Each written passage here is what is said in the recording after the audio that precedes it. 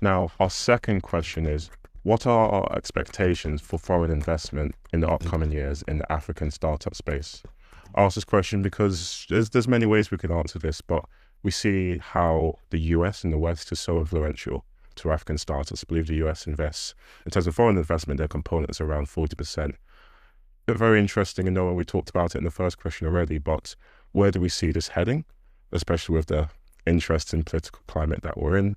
And also, do we expect other countries to maybe overtake them or contribute just as well as America in the future?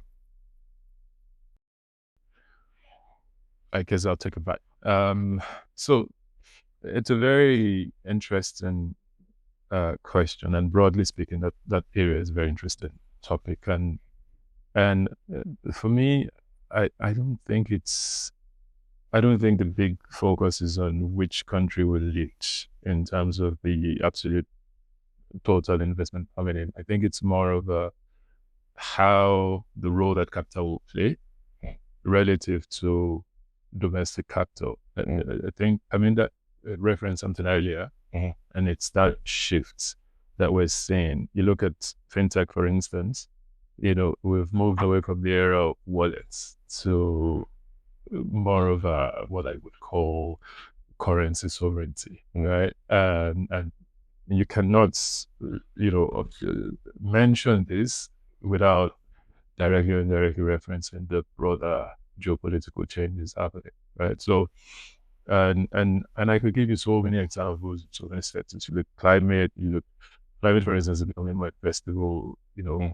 We're having more climate tech policies, with carbon markets and all of that, policies to enable as much of that as possible.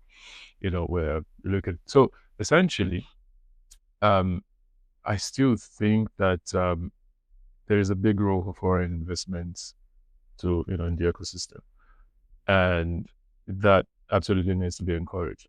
I think, however, that a bigger conversation that needs to be had is the role of domestic money and the primacy of domestic models to then design and structure the role of and just how foreign money is blended and how catalytic it serves for the ecosystem.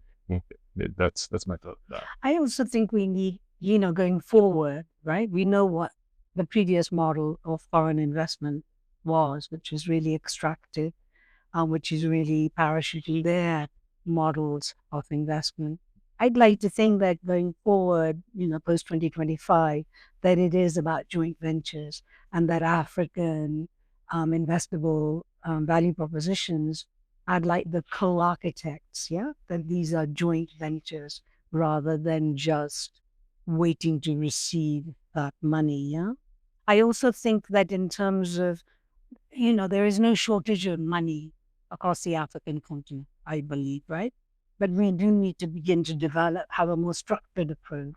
And as you said, and not be totally reliant on foreign investment. It's only if you can bring some investment to the table that you can then have a negotiation with the other partners. And so so it is the pension funds, it is local capital, African capital, and it is African capital investing in, African funds, as well as who are then investing in investable value proposition.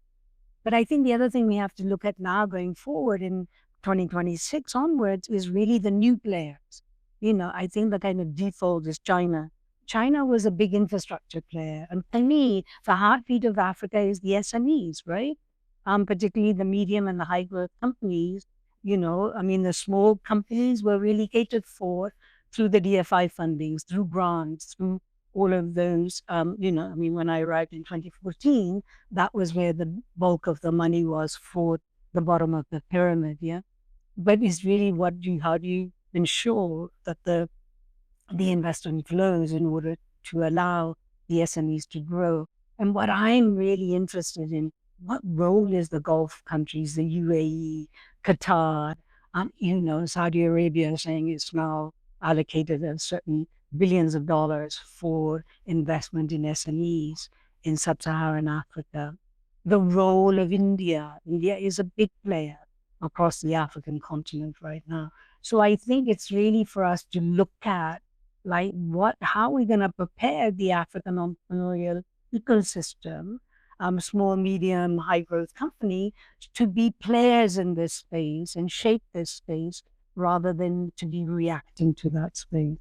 And can I also, obviously, as a fund manager who's looking in African diaspora, you look at various companies, whether it's the smaller companies all the way to the larger corporations. How are you maybe preparing some of these companies for the foreign investment or even the localized investments too? How does that work for you? One of the things is that there needs to be a bit more education. Foreign money still wants to come to Africa, but with a caveat. The caveat is they want to ensure that their money is protected. And so how does that protection work? They're starting to partner more with local asset managers. I've started to see this happen more, where they're partnering with these guys and they're now giving African companies money. But the one thing we need to, for example, Saudi Arabia, they invested, or they're looking, they invested in Okomo oil. That's a local palm oil producer in Nigeria. Well, one thing we need to also understand is our definition might not be that definition. So Parminder said there's a fund for SMEs. Now, what do we categorize ourselves in terms of SME and what do they? So that there's a bit of a gap between that. So our high growth companies might just be quite early stage for them. And so that's where I think there has to be a bit more education within the sector, within the startup space, to ensure that they're able to speak the same language as fund. And beyond that, harkening back to what Henry said, in terms of getting local investment, one of the things that has to be done is there has to be even education of the retail investors. Because at the end of the day, there has to be the exit. If we keep on looking at secondary sales, there are only so many companies that are going to have that concept synergy, whereby I would want to buy a company. And so the investors, which is where the US has been able to do quite a bit of work, is the fact that at the end of the day, they're able to offload some of this investment into the retail sector. So what are we doing to enable the retail sector start to invest in this? We're seeing some work done by Get Equity, which is trying to package these transactions into smaller tranches, but it has to go beyond them. There has to be more exits. There are actually a lot of other instruments. You see a bit of Islamic banking coming up in Africa. How exactly is the industry thinking about packaging their transactions to be able to get funded by Islamic banking transactions or even pension funds? There's some, if you want institutional money, you have to start thinking institutional at the end of the day. That's what I'm trying to say. That you talk about between different cultures, different countries is so important. And Henry, maybe bringing you in again as an accelerator at Startup Global, very interesting to hear. So when you are trying to maybe help these companies grow, these startups grow, is when you're maybe they're trying to find investors, what do you recommend for them? Because I know you're talking about the localized market. At the same time, we're talking about the foreign investors. What's that maybe in between that works best in terms of the recommendations that you give to the companies?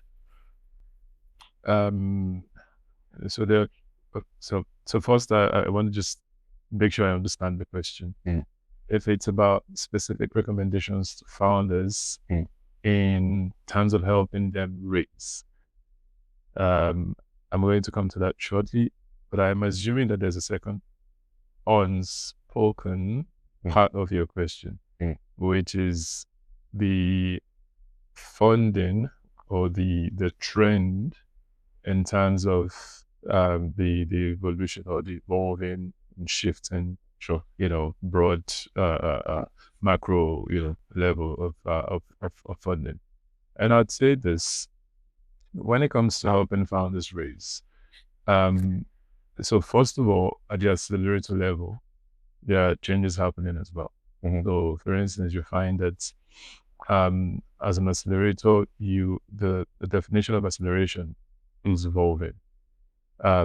Yes, there is the fact that you would have your methodology, but you find that some slight changes are happening, and it may not be obvious to a lot of people. But for example, the concept of demo days, right? There's a shift from performative, ceremonial shape to commercial and deal room style demo days. Also, another thing you'd say is the fact that we're seeing a lot more sector specific interventions. Yes, so you could have an accelerator that is agnostic, but you find that some of their interventions, some of their programs are taking, even YC that is broadly agnostic, we're saying that of recent, majority of the startups have an AI angle, right?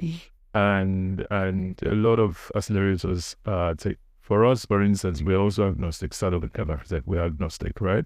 But we've done a lot more sector specific interventions. So, a program last year, UNDP, was health tech, right? We're working on an AI program, So, at the end of the day, these changes are happening. These changes also play a significant role in terms of how we position founders to be investment ready and the nature of the interactions we have with investors. Because ultimately, think about the ecosystem as it's like a race. We all have it's like you carry a baton and you need to pass it on and then you run the race. And if the ecosystem is functioning, then this needs to be working really well, because we as accelerators we supply the funnel to everyone else. We start that process, and if we're doing a job well, the growth stage funds, the Series A to C funds, will have really investment-worthy startups and very healthy pipeline, right? So there's that dependency. We have to see the connection. So for us, it's absolutely critical that we first of all understand, educate, and clarify a lot. So one of the things that I actually, so I might have to stop you. It's the 12 minutes, so we just finished. We could definitely touch on it a bit later. So no, massive thank you. But Osahon, if you're still here, just want to get your feedback again. We talked about a few things. We revolved around foreign investment, but obviously the work that the accelerators, fund managers, and programs are doing. As a founder yourself, very interesting to get your perspective on the future of how foreign investment could develop across the continent. Yeah, thank you very much, TJ. So when we talk about foreign investments, we need to broaden our horizon to understand clearly what it can do for us. And like Harry mentioned, we also need to talk about the role that it's going to play in Africa. So I think what we've seen a lot of VC investments. We've seen a lot of capital coming in that area, and they've gone back because the returns is not what they're expecting. For instance, the mono acquisition by Flutterwave, though it's not bad, but it's not what investors are looking in terms of return on investment. So like I mentioned earlier, we need to start looking at other pathways. We need to start looking at impact investment. So there has to be a lot of engagement with foundations and trusts, who are looking to invest in the long term. So the VC money, unfortunately, is not very patient money, right? Are there foundations, trusts? Are there charities that actually do support? So again, geopolitics, like it was earlier mentioned, plays a very big role. We've seen a lot of reset as a result of Trump upsetting the whole global economy. But if we need to begin to look at that option, we need to begin to the work, the likes of the Tony Elumelu Foundation. There has to be a lot more Tony Elumelus out there barely 100 of them in Africa, because what we need is we need to grow a very nascent market, where we're not able to just oppose the African market and the American market, or even the market in Europe, because it's not the same, but we're using the same approach and it's not working, basically.